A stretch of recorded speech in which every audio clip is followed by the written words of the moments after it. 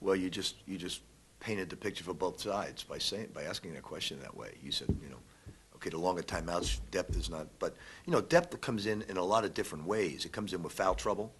It comes in with, if you have two fouls and you're able to sit a guy and you bring in somebody just as good, and then certainly you're on certain runs and players get in there, and there are a lot of factors to depth. But certainly the timeouts are long during the year. So, we feel we're in good shape, but we think our opponents will be as well. What's Shane have to do to be a better rebounder? Is he not being aggressive enough, or what is it about his rebounding? I really can't answer that.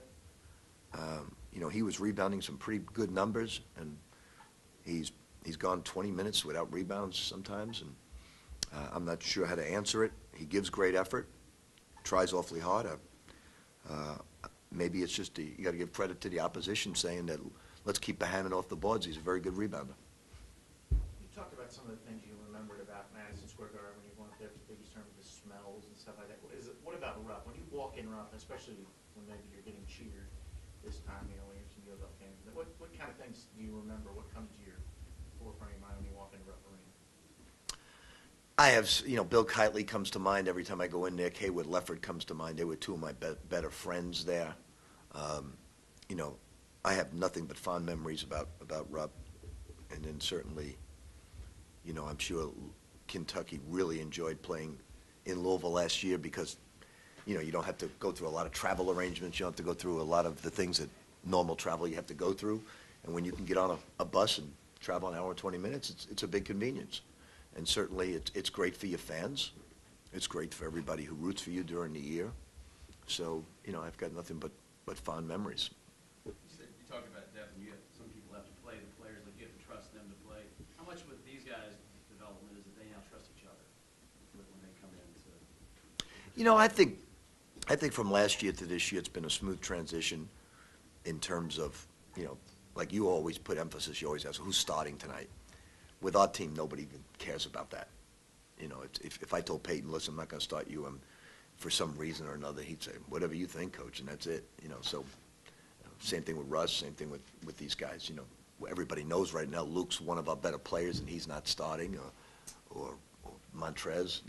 Nobody cares about that. All they do care about is winning, and so we've had a very smooth transition into just thinking about winning and achieving our goals. What's been the biggest challenge for you as you sort of put this team together? I think not knowing what type of offensive basketball team we would be in the beginning of the year. We knew we weren't going to be a great three-point shooting team, but that did not deter us from being a team capable of scoring in bunches. And we don't rely on the three as we don't shy away from it, but it's not the focal point of our offense. Coach, you expressed your admiration for Peyton publicly. You talked about texting with Russ while you're watching Knicks games and things like that.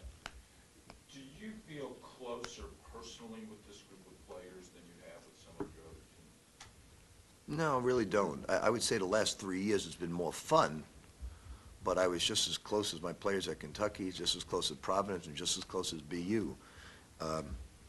I do have a lot of fun with these guys because we joke around a lot together, and they understand me and I understand them. So, and that's what happens when you grow with players who's, together.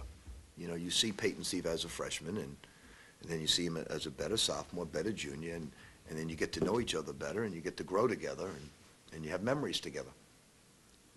Considering you won a championship there, in time, do you think you'll ever be welcome back to Lexington, or is that just completely out of the question? I really don't think about it. I've been back to Lexington many, many times. People treat me great.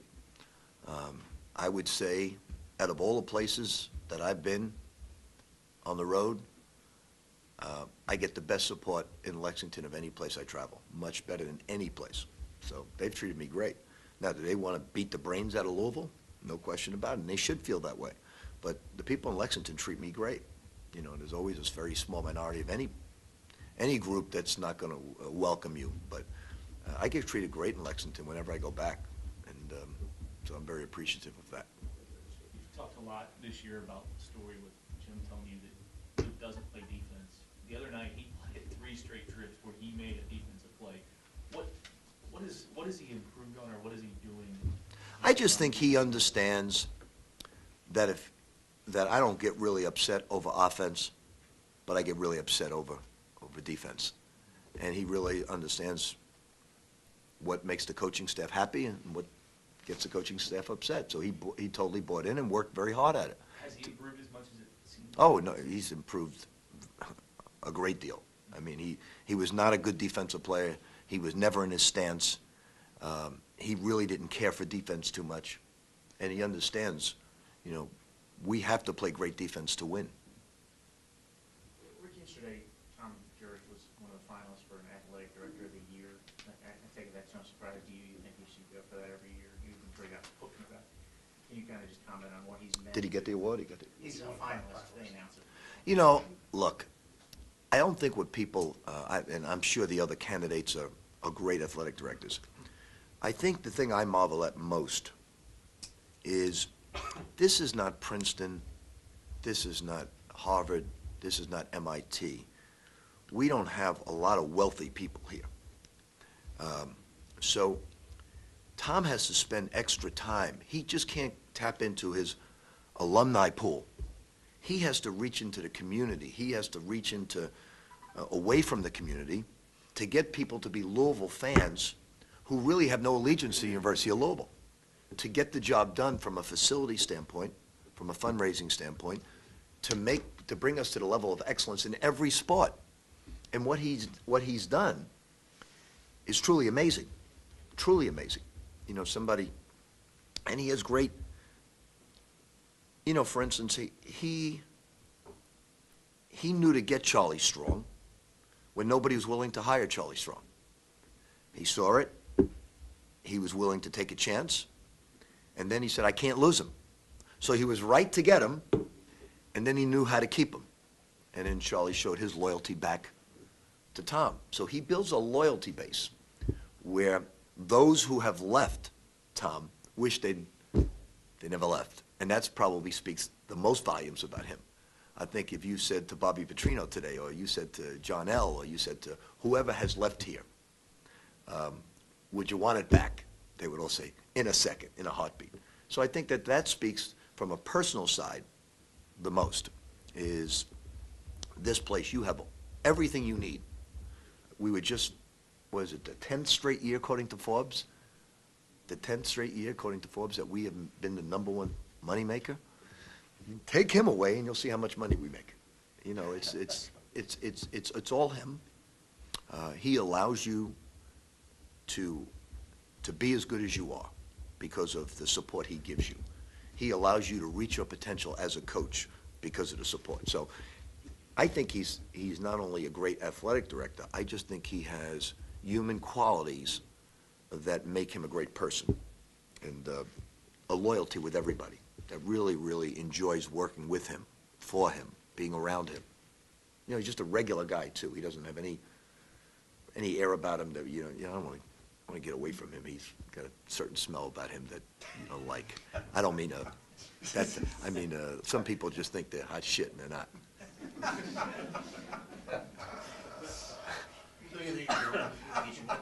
I think he should landslide.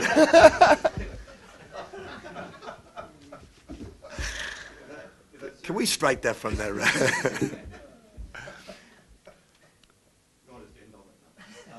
that game had gone on a few more minutes, Gordy might have had a triple-double the way he's playing. Syracuse talking about? Yeah, Syracuse, and maybe it's something against the Pels. Is that what you would like from him? Gorky's got to pick it up, though. Gorky's got to pick it up. He's got to pick up his play. I mean, he's got to pick up his play, or he's coming back for another year. He's got to pick it up. He's got to dominate 40 minutes. He doesn't got to, he should stop waiting for us to be in jeopardy. Do it right away. And I say that affectionately because he's a very good basketball player. Here's what I was impressed with. If you look at the numbers of that game, Peyton Siebel was surprised that he won the MVP. I think you could see that on his face.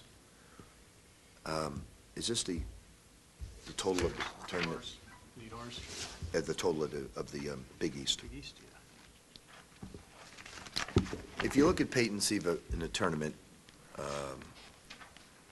he shot 38%, 37.9, 33 from the three, 6 below his from the foul line, 2.3 rebounds a game, 18 to 8 assist turnovers is good. He dominated the tournament at the defensive end and ran his team to success. Now I would have thought that Russ Smith was going to be a runaway MVP because he shot 50% from the field, 50% from the three, 85% from the line, and averaged typical 11 assists, 11 turnovers. He's always equal, But his steals were down. But you just look at it; those people who voted, who votes for that? Media. The media. They were brilliant. Because you know the reason we won the thing. It was Peyton Siva dominated the game at the defensive end. You very rarely see a point guard just in every crucial situation rotate for a steal, make the big play, and then he ran the team. If you look at the statistics, you always give it to the quarterback who wins the MVP, the Super Bowl. But this was brilliantly done because the obvious choice would have been Russ Smith. But if you look at the reason why we won a Big East championship, without question, it was Peyton Siva. He dominated the game at the defensive end and ran the team. So I thought the media were brilliant in making that choice. I thought it was, I was very surprised that he won it, but I thought it was brilliant. There was if you asked me my vote, I would have given it to him 100%. But Russ Smith had an awesome tournament. He really did. And that was very high statistics for Russ in terms of 50%.